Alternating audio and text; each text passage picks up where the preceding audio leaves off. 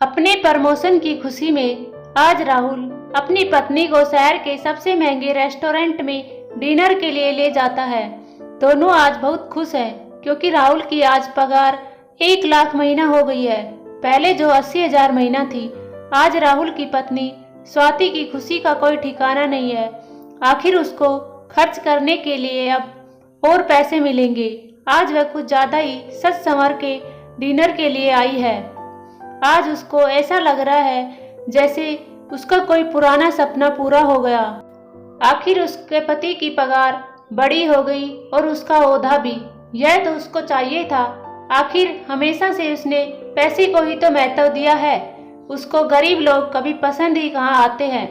उसको तो महंगी चीजें, महंगे रेस्टोरेंट और महंगे गिफ्ट ही पसंद आते हैं।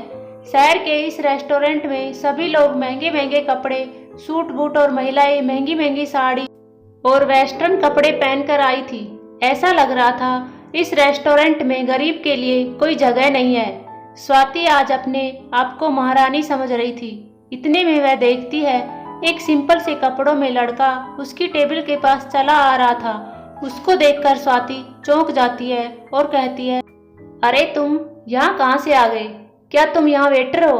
वह लड़का कुछ बोल पाता इससे पहले फिर बोलती है, तुम्हारी हैसियत तो इस रेस्टोरेंट में आने की नहीं है। किसके साथ आए हो? तुम्हारा मालिक कहाँ है? या फिर तुम यहाँ झाड़ू पोछा करते हो? इतने में राहुल पूछता है, कौन है यह? तुम जानती हो क्या इसको? स्वाति कहती है, नहीं, मेरे घर के पास रहता था, बहुत गरीब है, इसलिए मैंने पूछा यहाँ कैसे आ गया। वह लड़का वहाँ से जाने लगता है। इतने में स्वाति उससे जोर से बोलती है, अरे कम से कम बताते तो जाओ, यहाँ क्या करते हो?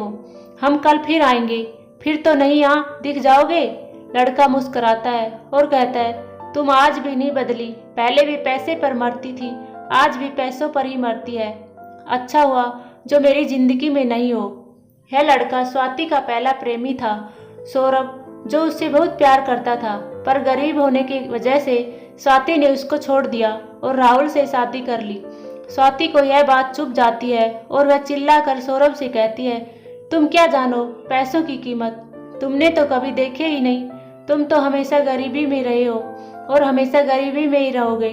जिसके पास पैसा नहीं होता उसके पास कुछ नहीं रहता। खैर छोड़ो, मैं तुम जैसे भिखारी से पैसे की बात क्यों करूं? इस रेस्टोरेंट से तुम जल्दी जाओ, मेरा वक्त बर्बाद मत करो। यह बात सुनकर सौरभ बाहर जाने लगता है। इतने में उस रेस्टोरेंट का मैनेजर आकर स्वाति से कहता है, आप प्लीज इस रेस्टोरेंट से बाहर निकल जाएं। आप यहाँ पर खाना नहीं खा सकते। क्यों नहीं खा सकते खाना?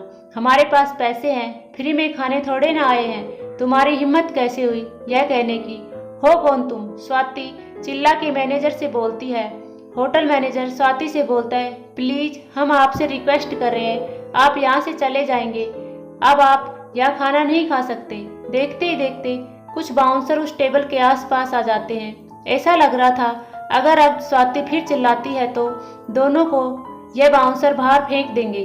इतने में सौरभ मैनेजर से कहता है, अरे इस सब की कोई जरूरत नहीं है, इनको शांति से खाना खाने दो और उसके बाद इन दोनों से बिल मत लेना। और हाँ, ध्यान रखें अगली बार यह दोनों यहाँ ना आने पाए। स्वाति यह देख कर चौंक जाती है। वह मैनेजर सौरभ की बात इतनी आसानी से कैसे मान लेता है? वह आश्चर्यचकित होकर मैनेजर से कहती है, कौन है यह आदमी जिसकी बात तुमने इतनी आसानी से मान ली? मैम, आपको नहीं पता यह कौन है? आप जहाँ खाना खा रही है उस होटल के मालिक को नहीं जानती? वह तो शुक्र है कि सर बहुत कम गुस्से वाले हैं, नहीं तो आज आप दोनों को बाहर करवा दिया होता। क्या सौरभ होटल का मालिक है? हाँ, इस होटल का मालिक।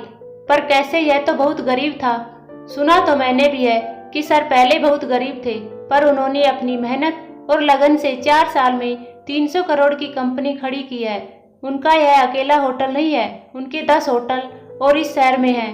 पर सर हैं बहुत ही सिंपल, ना किसी बात की अकड़, ना किसी बात का घमंड। सुना है सर को किसी लड़की से बेइंतहा प्यार हुआ था और वह लड़की सर को सिर्फ इसलिए छोड़कर चली गई कि उसके पास पैसे नहीं थे।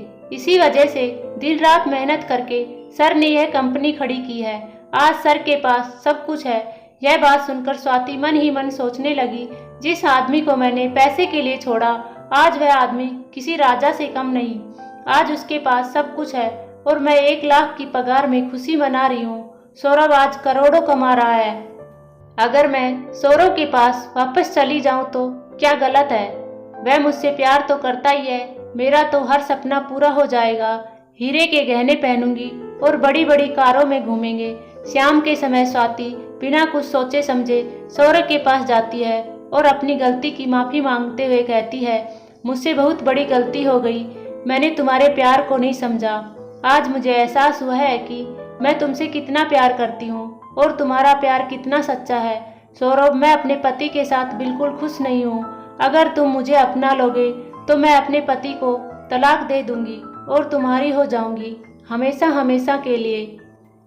सौरभ यह बात सुनकर स्वाति को जोर से खींचकर एक थप्पड़ मारता है और कहता है, अरे बेवफा, पैसे की भूखी औरत, कम से कम जिंदगी में किसी एक के साथ तो वफा कर।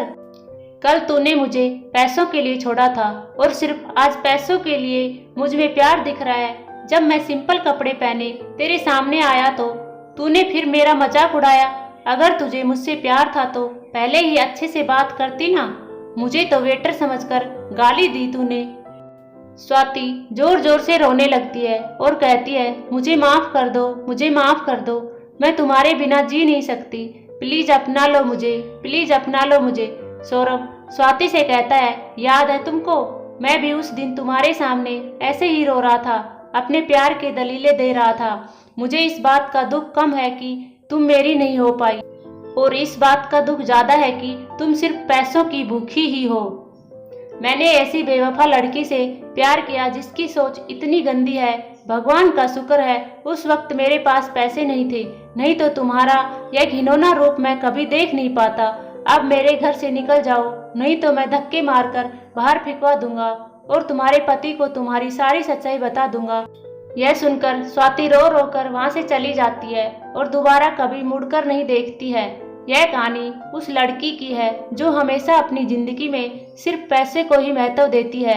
आज के समय में ऐसे कई उदाहरण देखने को मिलते हैं।